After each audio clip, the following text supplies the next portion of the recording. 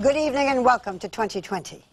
Well, it coats the pots you cook with so the food doesn't stick. It protects the carpet your baby crawls on. You may also have it in your winter jacket, your skin lotion, even your makeup. We're talking about Teflon. And tonight, a 2020 investigation uncovers alarming information about this much-used material. It is very alarming, Barbara. I cook with Teflon. I didn't know until I watched this report that you're about to see that if Teflon gets hot enough, depends on what you're cooking or how long you leave the pot on the stove, it gives off fumes that can kill birds and make us feel as if we have the flu. Some fear an ingredient used to make Teflon may do even worse things. Chief Investigative Correspondent Brian Ross checked it out. This is where the Baileys and others lay the blame. The place where Sue Bailey worked when she became pregnant, the huge DuPont plant in Parkersburg, West Virginia, the place where they mixed the chemicals for a product advertised as making life easier. Teflon, the famed non-stick surface on pots and pans, in a different form used to keep stains off carpets and clothing, what DuPont calls the housewife's best friend. Cooking without Teflon just isn't any fun.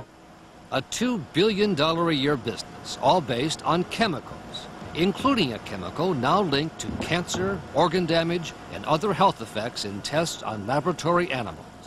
The same chemical that was not only in the blood of Bucky Bailey's mother, but, it turns out, in the blood of virtually every American, in small but detectable levels that make this a story that goes far beyond what happened in one town in West Virginia.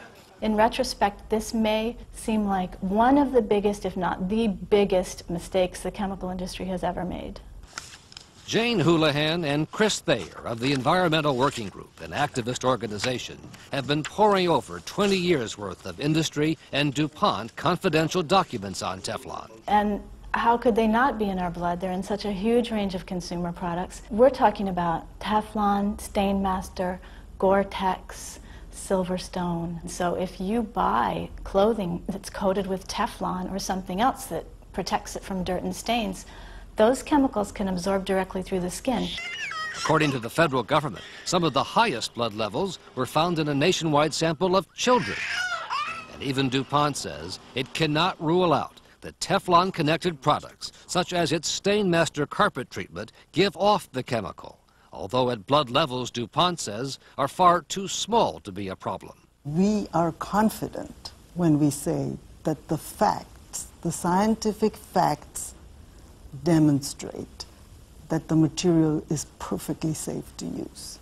Uma Chowdhury, a vice president of research, is the DuPont executive chosen to publicly defend Teflon, the company's most valuable brand name.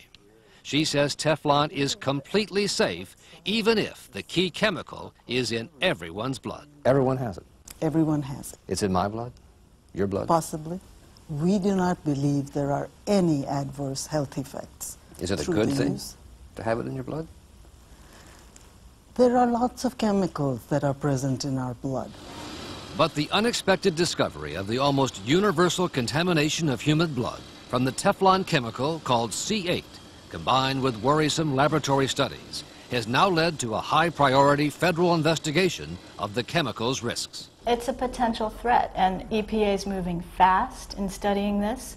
Human blood levels are too close to the levels that harm lab animals. That's why they're moving fast.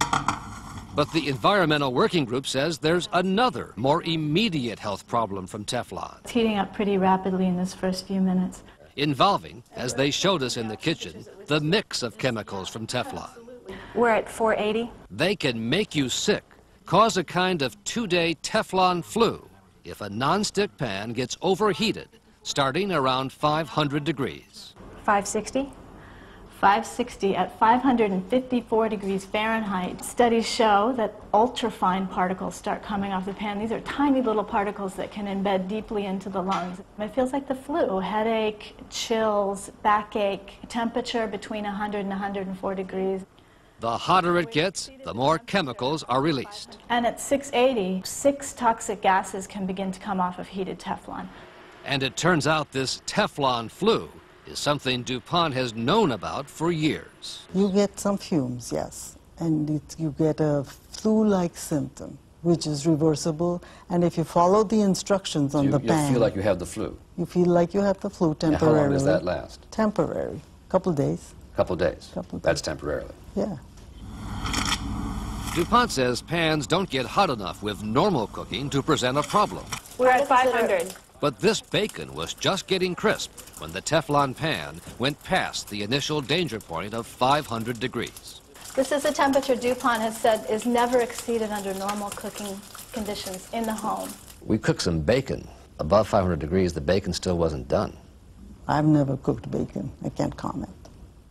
The Environmental Working Group has tried without success to get the government to order a warning put on the labels of nonstick pans. On this pan, the label says only that high heat will damage or discolor the pan. I think that our viewers will be surprised to know that there is such a thing as this fume fever, It's on our website, always has been. but not on the actual product. The manufacturer of Teflon pans does not put it on the product. One consumer warning DuPont does issue about Teflon fumes involves not humans, but birds. Overheated Teflon pans will actually kill birds. I didn't smell anything. I didn't see any smoke. Shelby Griebman says her pet bird, a 2-foot-high cockatoo, in a cage down the hall from the kitchen, keeled over after all the water boiled out of a nonstick pan. As soon as they inhale it, it's over.